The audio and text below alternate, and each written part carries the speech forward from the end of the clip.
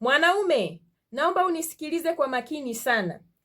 Kama mwanamke wako alikufanyia usaliti kwa mara ya kwanza, ukamsamehe, akakufanyia kwa mara ya pili, umemsamehe au uko njia panda unatamani kumsamehe? Yaani unajiuliza maswali, sijui nimsamehe, sijui nifanye nini, unajiambia mimi nampenda, siwezi kumwacha, watoto itakuwaje? Na mke wako anafanya makosa makubwa kama hayo ya kukuvua wewe mwanaume utu wako. Kwa sababu tabia yeye kwenda kulala na mtu mwingine, anakuvua wewe utu wako. Anaona wewe haumtoshelezi, lakini wewe unaamua kusamehe makosa makubwa kama hayo. Unaona kabisa ulishawahi kusamehe mara ya kwanza na sasa hivi ni mara ya pili. Umesamehe au upo kwenye hatua za kusamehe? Tafadhali sana, watafute ndugu zako uzungumze nao. Tafuta watu wako wa karibu unaowaamini uzungumze nao wakusaidie. Kuna kitu hakiko sawa kwenye maisha yako. Jambo la pili, ikiwa wewe ni mwoga sana wa kumwambia mkeo ukweli, yaani hata wewe ukikaa kabisa unaona wazi mke wangu kile na kile na kile hafanyi sahihi, lakini unaona kabisa ndani ya moyo wako una hofu. Huna mamlaka yako kama mwanaume ya kumwambia mwanamke wako kwamba hiki 1, 2, 3 mke wangu unakosea.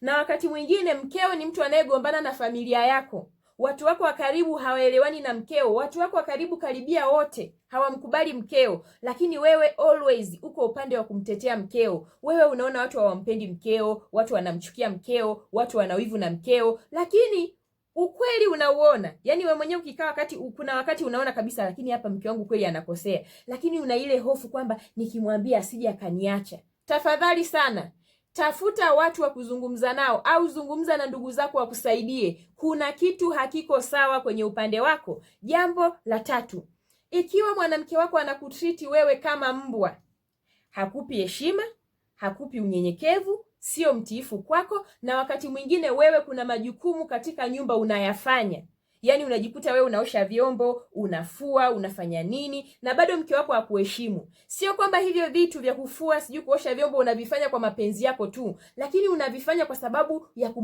ya kumprotect mwanamke, kwa sababu unataka mwanamke aendelee kukupenda. Yaani unajiona kabisa kwamba hauko nomo. Sio vitu vyako, yaani vitu unavyovifanya sio kwamba unapenda, kwamba unafanya kwa mapenzi, lakini unafanya kwa sababu mwanamke ndio anapenda umfanyie vile, na wewe unafanya kwa sababu ya kumfurahisha mwanamke. Tafadhali sana, tafuta watu wa kuzungumza nao au nenda kwa ndugu zako wakusaidie. Kuna kitu hakiko sawa kwenye maisha yako.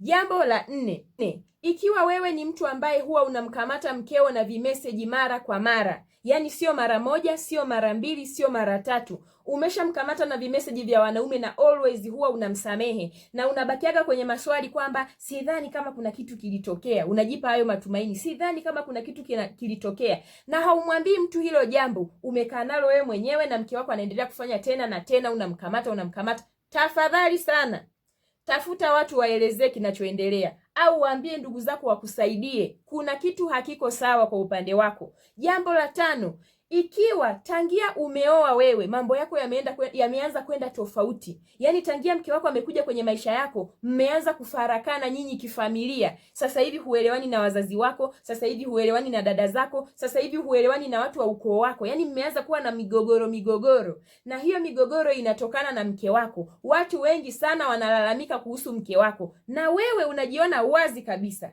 uko tayari kugombana na ndugu zako kwa sababu ya mke. Sasa hivi wewe unamtetemekea sana mke kuliko ndugu zako. Hata ikifikia wakati labda ndugu yako akaamua kumkalisha chini mkeo akamwambia 1, 2, 3 unakosea, wewe unakasirika kuona mtu kwa nini amsemeshe mke wako, na wakati wote wewe unakuwa upande wa mke wako. Yaani huwezi kusimama katikati. Pale unapoona watu wanasema mke wako ana changamoto hii, unachukia. Unaona watu wana wivu na wewe, watu wanakuonea wivu na mke wako, lakini hiyo hali mwanzoni haikuwepo kwenye familia yako. Ulivyokuwepo wewe, mlikuwa mnaelewana, mlikuwa mnapatana, mlikuwa mnaheshimiana, hakuna changamoto yoyote iliyokuwepo. Lakini tangia mkeo amekuja kwenye maisha yako, migogoro imeanza kuwa mikubwa kwenye familia. Mnagombana, mnaacha kuelewana. Sasa hivi mko kwenye hati za wewe na wazazi wako kugombana. Tafadhali, tafuta watu wa kuongea nao au zungumza na wazazi wako wakusaidie. Wenye D2 hapa wamenielewa. Naomba nikwambie kitu mwanaume, ikifika kipindi ukiona mamlaka yako imepokwa, yaani unaona kabisa mimi mbona kama sijielewi, hauwi kama mwanaume kwa mwanamke wako, hauna mamlaka, hauna sauti ya mamlaka, unashindwa kumkosoa, unashindwa kumwambia ukweli, unamhofia mke wako ndani ya moyo wako, kuna kitu hakiko sawa. Pale ambapo unaona kabisa unashindwa kumwambia mke wako ukweli kwamba hapa umekosea, unashindwa kumkanusha mkeo, unashindwa kumrekebisha mkeo, unaishi naye kwa kumbembeleza kwamba asije kaondoka kwenye maisha yangu hata anapofanya mambo ya kijinga, kuna kitu hakiko sawa kwenye maisha yako. Hapo ulipo hauko sawa. Kuna tatizo kubwa linaendelea kwenye maisha yako. Omba usaidizi, watu wakusaidie. Sijui kama unanielewa. Wanaume wengi kuna vitu vinaendelea kwenye maisha yenu kwa siri na hamjui. Mpo mnasamehe vitu vya kijinga sana.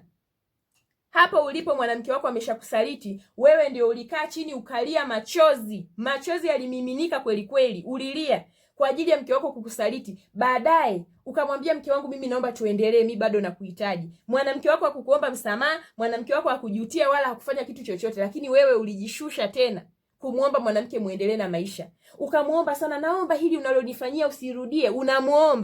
Unamuomba mke wako ni msaliti, unamuomba asirudie kukusaliti. Na bado akarudia tena. Bado ukamsamehe au uko kwenye njia panda unawaza kumsamehe. Tafadhali jihangaikie ndugu yangu. Utakuja kushtuka ukiwa umechelewa sana. Unajikuta kabisa unamuona mkeo kuna vitu anakosea kabisa vyeupe vile pale, na vingine vinakutia aibu mpaka kwa watu, lakini unashindwa kumwambia mkeo, unamuhofia, unaogopa atajisikieje, atajisikia vibaya. Ndugu yangu, ukweli unatakiwa kubaki kuwa ukweli. Mwanamke wako unampenda ni sawa, mwanamke wako ni mwanamke mzuri ni sawa, lakini mwanamke wako una haki ya kumkosoa, una haki ya kumrekebisha, una haki ya kumsema, na anatakiwa kukuelewa. Hiyo sio sababu ya kumfanya yeye aondoke kwenye maisha yako. Ukiona wewe unaogopa kumsema mke wako kwa kuwa eti unafikiria ataondoka kwenye maisha yangu, shauri yako, hangaika, kuna kitu hakiko sawa kaka. Ukiona imefika kipindi kuna migogoro kwenye familia yenu, mmeanza kugombana kwa ajili ya mke wako, mke anafanya nyinyi hamuelewani kwenye familia, sasa hivi mnaingia kwenye migogoro, sasa hivi umefikia wakati mpaka unatamani kujidisconnect na ndugu zako. Mimi nitasimama na familia yangu na nyinyi endeleeni na maisha yenu, inaonekana mnanipangia kwenye familia yangu. Ndugu yangu, unagombana na wazazi kwa sababu ya mke, ndugu zako wote unagombana nao kwa sababu ya mke. Kaa na watu, ongea na watu kaka. Ongea na watu wakusaidie. Hapo ulipo kuna kitu hakiko sawa kwenye maisha yako. Unaishi na mwanamke ambaye anakutriti kama mbwa, hakupi heshima wewe kama mwanaume. Yaani unaishiishi tu, yaani anakufanyia anavyotaka, anakujibu anavyotaka, anaishi na wewe anavyotaka, yaani anakutriti kama wewe sio mwanaume vile. Na wewe unatamani kumwacha, unashindwa. Kila ukifikiria kumwacha unasema bado nampenda. Unampendea nini mwanamke asiye na tabia nzuri? Kama mwanamke hakupi heshima, kama mwanamke hakupi amani, unampendea nini? Kipi kinachokufanya wewe umpende tena? Mwanamke anakusaliti, kipi kinachokufanya wewe unampenda? Kwa nini upende moto? Hivi kuna mtu ambaye anapenda moto ambao anajua kabisa unamuunguza? Kwa nini wewe sasa hivi unaukumbatia huo moto unaokuunguza? Kaka yangu, jichunguze. Kaa chini uwaze, kaa chini ufikirie. Cha mwisho nikwambie, ongea na watu.